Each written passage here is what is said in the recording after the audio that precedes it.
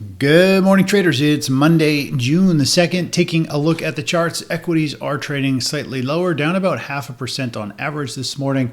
Nothing too significant. Over the last few sessions, we've seen the market dip into an oversold territory on our 30-minute chart. We had a huge exhaustion panic wave of selling. That usually means at the end of that day, we'll see some further selling, which we did. There was a big gap down. People bailed out at the open, and since then the market has been trying to put in a standout low. Now, I've had a couple people ask me, what is a standout low? A standout low is just a price on the chart that says, okay, there was a sharp pullback, and it stands out from all of these other lows. These lows don't really stand out too significant going forward, but this one definitely stands out. And I believe this one could be another standout, meaning the market shoots higher and we have a long lower wick and a long rebound, and it creates a fairly significant, obviously a pullback.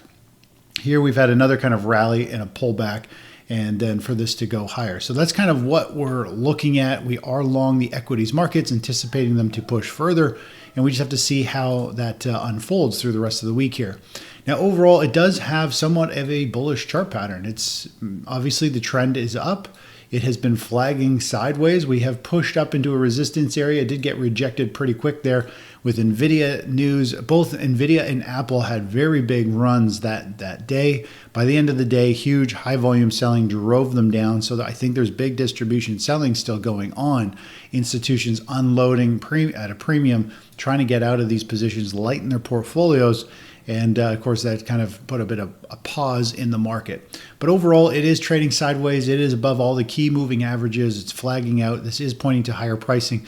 In fact, if we take a look at our strategy here and our ACS strategy, this sell-off and sharp rebound and this little consolidation, this tight high momentum bull flag is actually very similar. I did mention how it's very similar to kind of what we're seeing over here in the market back after the COVID crash. There is, in terms of the type of sell-off, the type of panic, overall the price pattern, we could still see this market have another push up and send us deeper into the money, into some more profit targets. We've already locked in some profits, moved our stop up. We're really just on a free trade. If this thing keeps rallying, then we continue to grow our accounts. If not, well, then we've locked in. We'll be able to lock in gains and move on and wait for a new setup, either in the stock market or in a different asset class using ETFs. So we just have to see how things are going to unfold and just manage those positions accordingly. Now, if we go back and take a look at where the market is flowing or money's flowing today, we are seeing money flow out of stocks. It is flowing out of bonds as well. Bonds are kind of still in this downtrend. It's the opposite of the stock market, which is above all the key moving averages. Well, bonds are pretty much below all of the moving averages, going in opposite directions. In fact, our 30-minute chart actually generated a little bit of an overbought sell signal here. If we zoom in, it's hard to see, but these red shaded areas telling us, okay, this market has pushed up into this pink line, which is the 20-day moving average overlaid on the 30-minute chart. You can see the pink line over here on the right-hand side. That's the 20-day carried over onto the 30-minute chart, and more or less the market is running into some overhead resistance, and it is more or less in a downtrend. Now, if we go and take a look where, well, we are seeing money flow out of the dollar as well. The dollar is continuing to flag down here, trying to figure out if it's building a base or if it is going to continue to move lower. A falling dollar is helping lift gold. Lots of uncertainty going on. Gold is having a nice pop today, up 2%, which is big for gold, as we know. Although in the grand scheme of things, over this year, gold has had massive moves of regular 1%, 2%, 3% moves or more some days, which is huge. Usually gold is very low volatility, usually under 1% or under 1.5% most of the time. But now it has those swings almost daily. And that's just telling us it's volatile. We're at a very critical high momentum kind of point in the market. And that just means there's more risk and it can move faster. There's also more potential, obviously, if you're in these positions. Volatility does mean potential. It also means more risk. If we take a look at the energy sector, we've got energy really taking off today. We got oil up almost 5%. We can see it's been flagging out here. We've been talking about how it's trying to figure out if this is a double bottom. It's in this kind of like base stuck under this big breakdown level. It does have a little bit of a bull flag formation and is really starting to rip higher here. I do think it's based around some news. in the energy space, although the news I thought was bearish, talking about OPEC producing more oil. So not sure what is pushing it higher. But overall, a lot of times I'll see the market move, and then finally the news gets updated. I can see what it's on, but or what could be causing it. But overall, it is running right up into resistance. I can still push higher, but we'll see how this unfolds going forward. Now, this is probably going to send the energy stocks higher. XLE, this is one we're looking for. It is trading higher at 82 in pre-market. So it is set to open up 82.75, open up a little bit higher. In a perfect world, this is one of those trades that I've been looking for a while. I'm looking at that if we get the ideal setup. So more or less energy stocks have been moving up and making these higher levels. I feel like now it is broken down, just like what crude oil has done.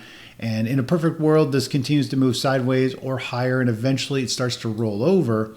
And the stock market gives us a sell signal. And of course, this could be an inverse play. We buy an inverse ETF on the energy space. I think it will unwind in a very big way. This will be a discretionary trade. This is a trade beyond our strategy that follows market trends. This is just a trade with some more so high risk capital, and to take advantage of some market sectors that have some big moves, like our Bitcoin trade, things like that. If we go and take a look at the simple comparison chart of 2008 on the left, where the S&P 500 put in a double top, pulled back 20%, started to bounce, and gold shot higher. No one wanted the dollar, which is green. Again, we have a very similar setup in terms of price action. The financial situation is very different than 2008, obviously, but price action is actually very similar. Double top, 20% pullback. Nobody wants the dollar. The dollar continues to unwind and move lower, and everybody's all about gold. Very similar to what we saw back over here. So we're just going to let this market continue to work itself out, and we'll see how things go. Does this market push, the stock market push to new highs and keep pushing for a while? I don't know. Does it roll over and fall? I don't know. Nobody does. And that's why we just follow price and manage our positions. We don't have to get worked up about what's going on in the news. We just need to follow price and manage our risk. And if we take care of our losses, the gains will take care of themselves. If we don't take big losses, we actually don't need big wins. We just need a consistent string of small wins, and we can continue to compound our growth trade after trade, and do it in a very controlled way, as many of you know who have been with us for a long time. It's a slow gain, but we don't have the downside risk like everybody else, and we have the freedom and time to do other stuff as well. On the weekend, we're at the horse show as my daughter competes, and our little dog Henry met some other little puppies, which was pretty cute. But overall, my daughter ended up getting third place over the weekend for the jumper competition. VERMEULEN. And she had a pretty epic round. Overall, very proud of her, and she competes against people much older than she is. She's only 15, and she's cleaning up at her age. So other than that, that's about it for today. We'll see how the markets unfold and go from there. Cheers. Bye-bye.